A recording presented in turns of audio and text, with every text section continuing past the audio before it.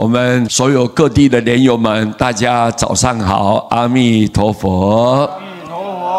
今天很高兴啊，有这样一个因缘，再一次回到正国寺来。前几天呢，师父很忙啊，在宜兰苏澳办活动，然后又到台北有一场法会，所以呢比较忙碌了，没有时间呢回到正国寺来讲解这个墨宝呢，跟各位大家解解法缘。我感到很羞愧，很抱歉，今天呢让各位久等了。我们借这样一个殊胜的因缘，师父拿这一章给各位大家提供参考。过去古人呢就这么说了，提醒我们邪道之人不是真呢。一个真正有心要成就道业的人，他不是真，不认识他真正的本性，真正的我在哪里，他没有认识这个问题。哎呀，我来布施啦，我持戒啦，或者广结善缘啦，培养福德啦，虽然都对，这个也是修行的一种，没有错。但是你不认识你真正的我在哪里？你没有真正去了解它，这个是很可怕的。在这里，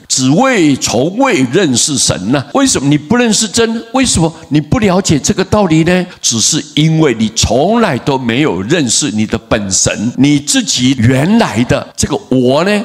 你没有好好去认识它，没有去了解它，没有透彻的去追求它，所以你把这个假的当作真的，假的当作真。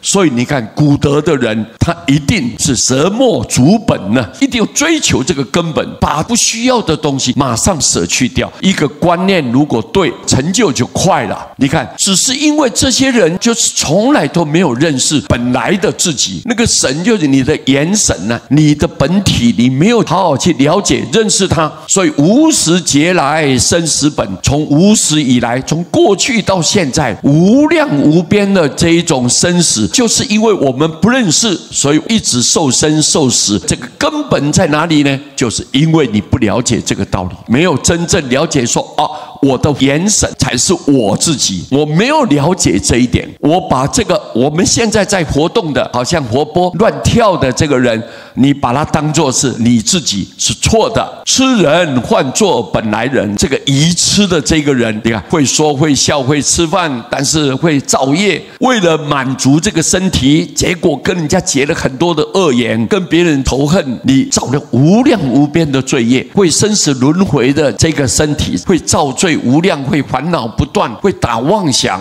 知道吗？这个人你把他当作是你自己，就是一种大错特错，是非常错误的修行方法。你一定要了解，这个身体是假体，是个色身，有一天它会幻灭无常的，不会存在的。但是本来的你是谁？是你的元神，就是你的佛性，是永远不会增加不会减少的，那个才是你本人呢，才是你自己呀。但是我们人呢，把痴痴呆呆的愚痴没有智慧的这个人呢，每天都为了满足他的需求，把他当作是本来的人。你看我们人呢就这么颠倒啊，对不对呀？所以你看这句话是多么的重要。古德那么用心的提醒我们所有末法的众生，原来这个是假的，你不应该去执着它，要赶快放下它。所以我们不要再当愚痴的人了。我们了解到，原来这个身体是暂时借我们用的，是一个短暂的，是个无常的，它没有办法永久健康的，没办法永久不死的，是不可能的。有一天它离开的时候，但是你的神识是永远存在的，还要到另外一个世界，这个才是真正的你本人。所以我们要懂这个道理，